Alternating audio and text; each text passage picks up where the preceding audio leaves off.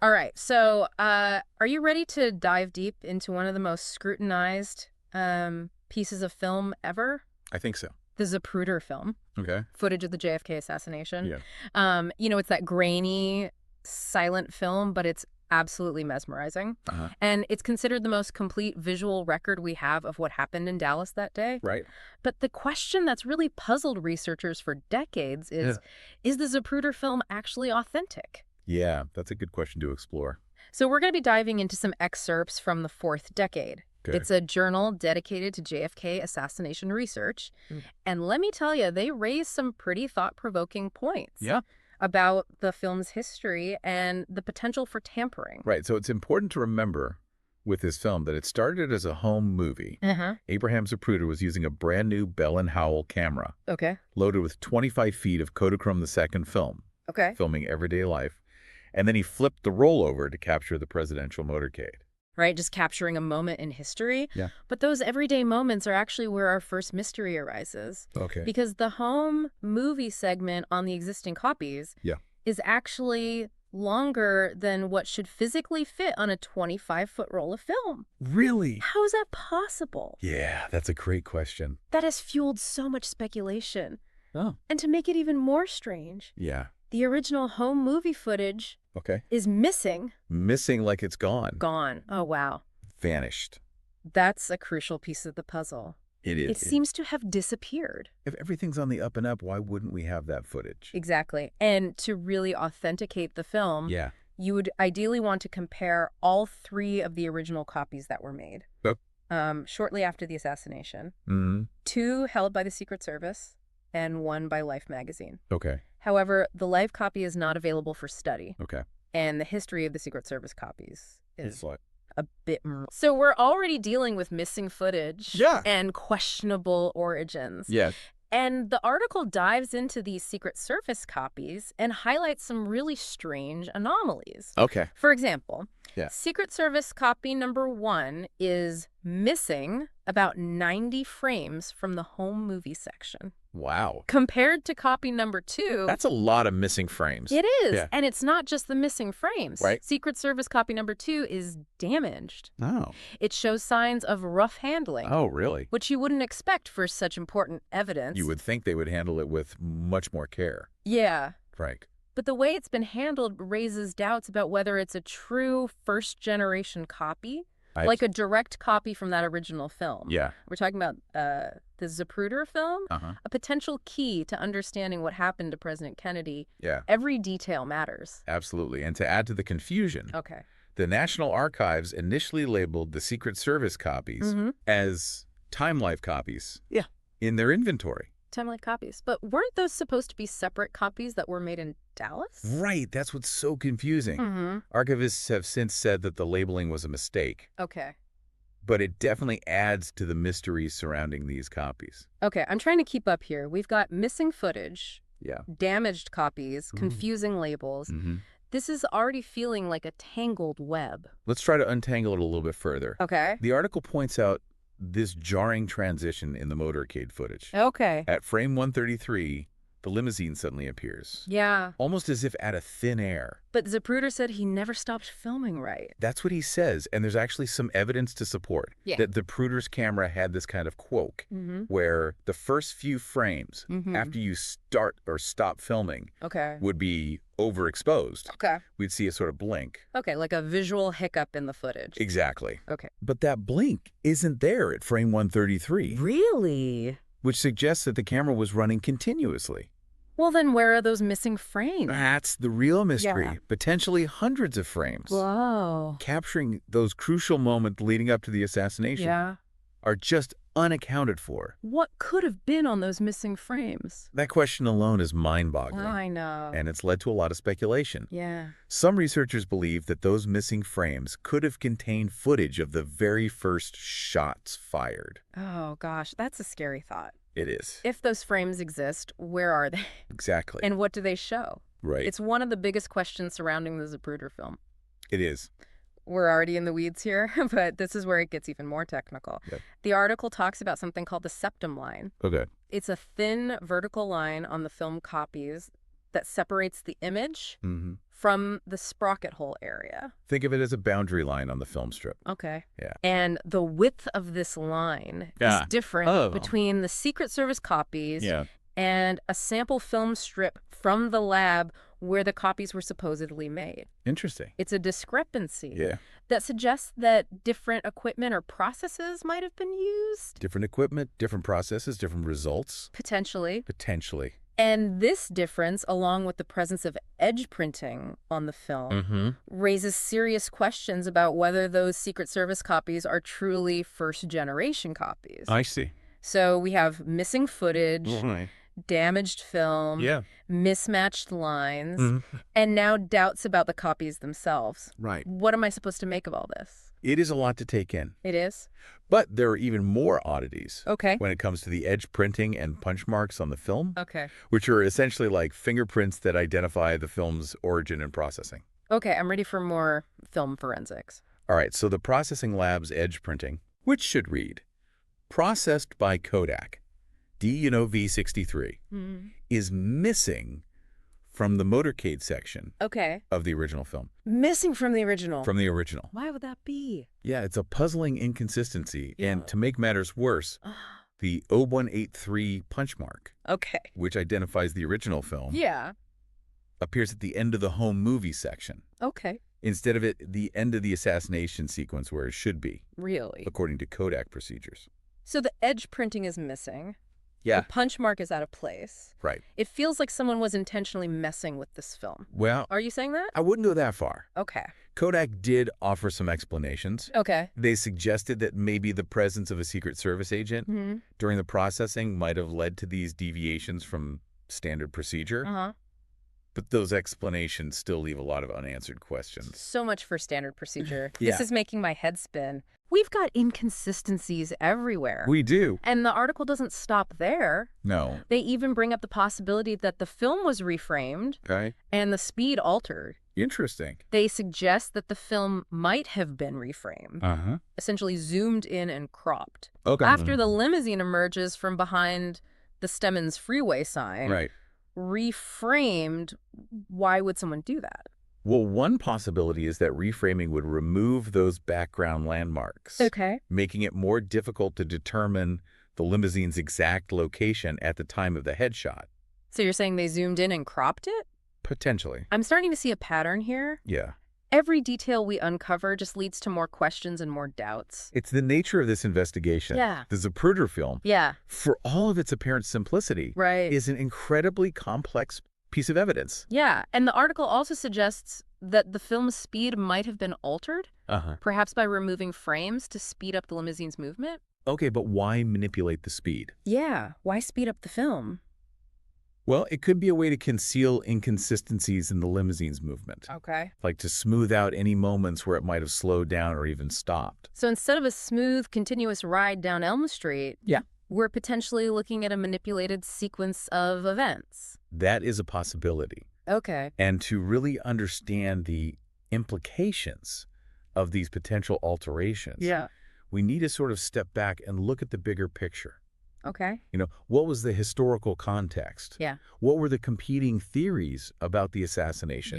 And most importantly, who might have had the motive and the means to tamper with this film? That's a huge question. It is. That opens up a whole other can of worms. It does. And we're going to dive into those murky waters in part 2. Oh, okay. All right.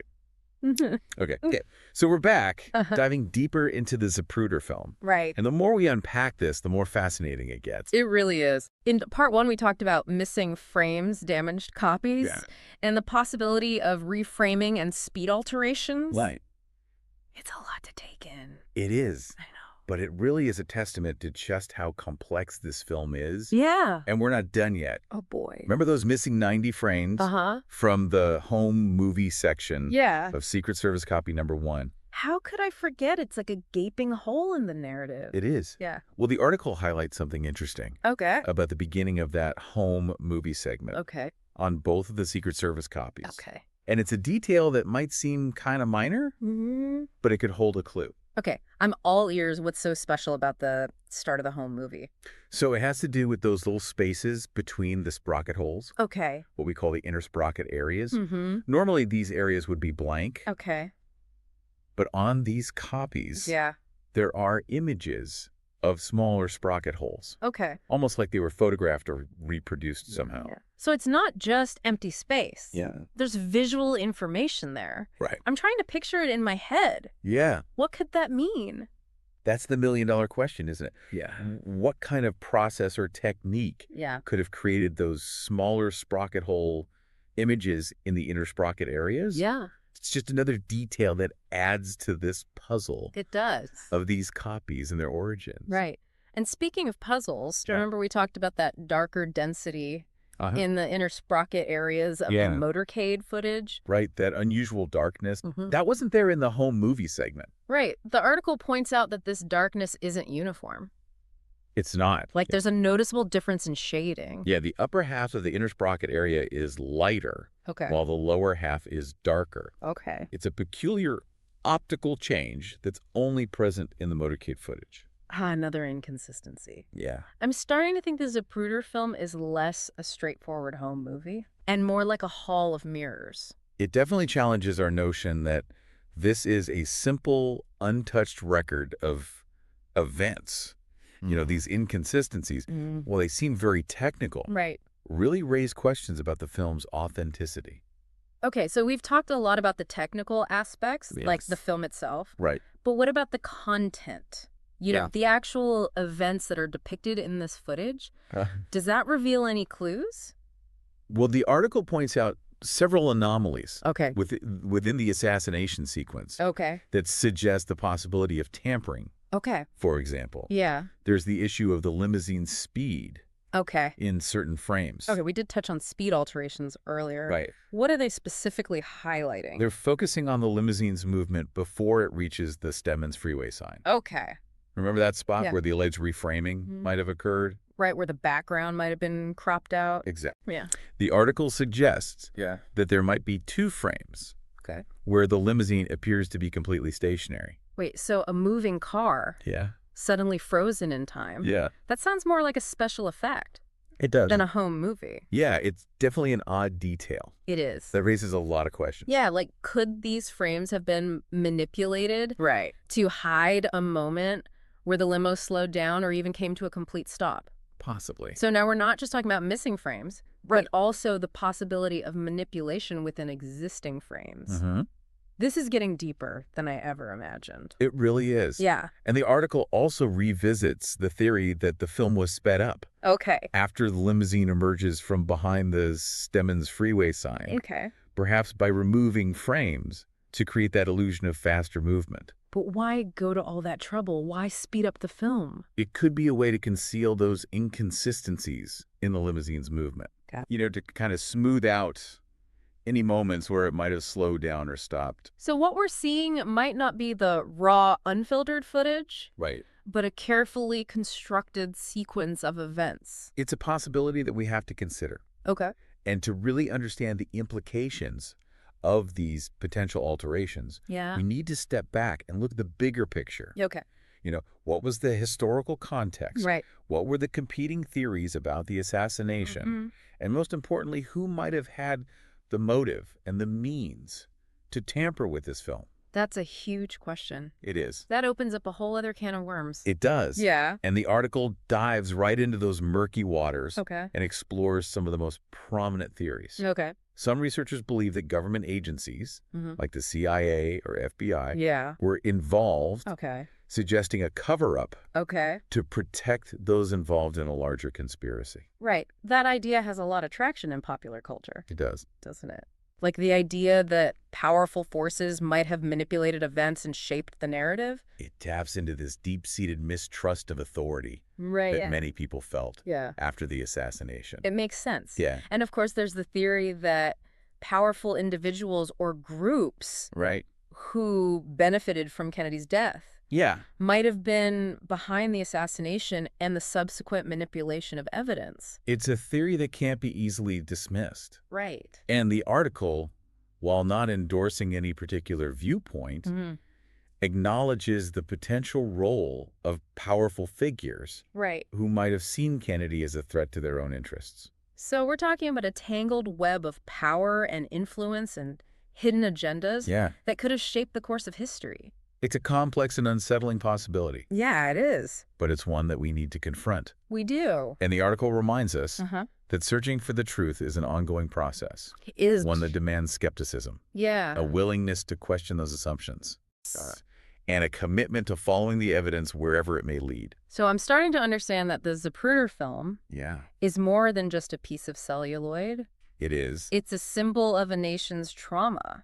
Yeah. A reminder of how easily truth can be obscured. It's a powerful reminder of the fragility of our understanding of the past. It really is. And it forces us to ask, what other historical narratives might have been shaped by unseen hands? That is a chilling thought. It is. And speaking of chilling thoughts, there's one more element in the Zapruder film that adds another layer of mystery to all this. The enigmatic condor. The condor. Yes. I'm intrigued. Yeah. What is this condor? Okay. And where does it fit into all of this? Okay, well, it's not a bird. Okay. And it's not a person. Okay. It's a shape. A shape. Okay. An anomaly. Okay. That appears in a few frames of the film. Okay. And it has researchers scratching their heads. A shape. What does it look like? Imagine like a dark, irregular shape in the background. Okay. Behind the grassy knoll. It's kind of difficult to describe precisely. Okay. Like a blurry blob. Okay. But it's definitely there. Okay. And it doesn't seem to belong. A dark blob lurking in the background. Yeah. Sounds like a ghost story. Well, some believe that it's evidence of a second gunman. Wow. On the grassy knoll. Okay. You know, a shadowy figure hiding among the trees. The second gunman. Yeah. That would certainly rewrite the history books. It would. Wow. Others think it could be a photographic artifact. You know, some kind of quirk of the film or the developing process. Okay. But the article we're looking at argues against that. Why is that? Yeah. What makes the photographic artifact theory less likely? Yeah. Well, because the condor appears in several frames. Okay. And it changes shape slightly as the limousine moves forward. I see. So it's not just a static flaw on the film strip. Right. So it's not a person. Right. And it's not just this static flaw on the film. So it's a moving target. Yes. This is getting really mysterious. It is. Yeah. What else could it be? That's the question that's haunting researchers. Yeah. You know, the article doesn't offer a definitive answer. Okay. But it suggests that the condor, whatever it is further evidence that there's more to the Zapruder film than meets the eye. It's yet another piece of the puzzle. It is. Another hint that there's something more complex hidden beneath the surface of this historical footage. Absolutely. And in part 3, we're going to explore even more anomalies. Okay. And we're going to delve deeper into the potential implications of these findings. All right. Stay tuned because the Zapruder film mystery is far from over. Well, welcome back to the final part of our deep dive into the Zapruder film. Okay. I think it's safe to say we've covered a lot of ground. From missing frames to that mysterious shape lurking in the background. Right. It's been a fascinating journey. It has. And honestly, a little unsettling. Yeah, I agree. So in parts 1 and 2, we talked about all these anomalies. Yeah. The mismatched sprocket holes. No. The potentially frozen limousine. Yeah. And of course, the enigmatic condor. And all of these details really seem to chip away at the idea that this film is a pristine, untouched record of the assassination. I think that's right. Yeah. And when you consider all of these anomalies within the context of the assassination itself, it raises serious questions about the official narrative. It does. And the article we've been exploring even suggests that the Zapruder film might have been deliberately manipulated to shape public perception and obscure certain aspects of what really happened that day in Dallas. That's a bold claim. It is. But the evidence we've talked about, the unusual length, the missing edge printing, the potential reframing, all points to the possibility of alteration. So let's just say for a minute that the Zapruder film was manipulated. Okay. Who would have had the motive and the resources to pull that off? Well, that question has fueled a lot of debates. And conspiracy theories? Yeah, it has. Some researchers point to government agencies, like the CIA or the FBI, alleging a cover-up. Right. to protect those involved in a larger scheme. That's right. The idea of a government cover-up is a very popular one. Yeah. And it's not hard to see why. It really plays into our deepest feels about those in power and their potential to manipulate events and information. I see. It reflects this deep mistrust of institutions that so many people felt after the assassination. Right. This feeling that maybe the truth was being withheld. Yeah. And then there's the theory that powerful individuals or groups who benefited from Kennedy's death might have actually orchestrated the assassination. Wow. And the subsequent manipulation of the evidence. Right. That theory has its proponents, too. It does. And the article acknowledges that, the potential role of powerful figures. Yeah. Who might have seen Kennedy as a threat to their own interests. So we're talking about conspiracies and hidden agendas. We are. That could have shaped the course of history. That's right. It's a complex topic. It is. And it can be very unsettling. It can. But it's important that we engage with these questions. I agree. And critically examine the evidence. Right. The article encourages us to always remain skeptical, question our assumptions, and follow the evidence wherever it may lead. After all of this, what can we say about the Zapruder film? That's a good question. What are the takeaways from our deep dive? Well, first and foremost, I think we need to recognize the Zapruder film, despite its iconic status, is not a perfect record or an unbiased record of the assassination. Okay. It's a piece of evidence. It is. And it needs to be analyzed carefully and interpreted. We can't take it at face value. We can't. We have to view it with a critical eye and consider the possibility of errors, inconsisticies, and even deliberate manipulation. Exactly. It's also crucial to acknowledge the impact this event had, the JFK assassination, on American society. Of course. It shattered the nation's sense of innocence and trust, and it left a wound that has never fully healed. No, it hasn't.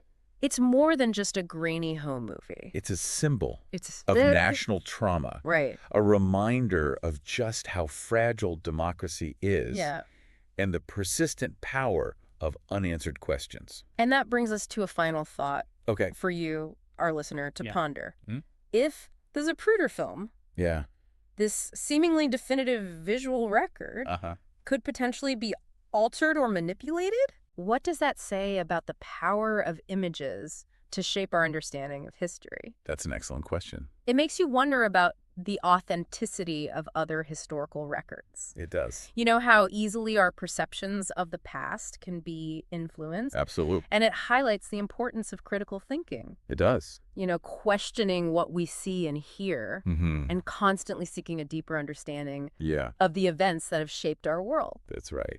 So as we wrap up our deep dive, we encourage you to keep exploring, delve into the evidence for yourself, and draw your own conclusions about the Zapruder film and its place in the JFK assassination story. I think that's great advice. Remember, history is not fixed. It's not. It's a dynamic conversation. Yeah. It's a continuous process of discovery and reinterpretation. And it's a conversation that we, as listeners and viewers and citizens, have responsibility to participate in. That's right. So keep those minds open. Yeah. Those questions coming. And that critical lens focused. Right. Thank you for joining us on The Deep Dive.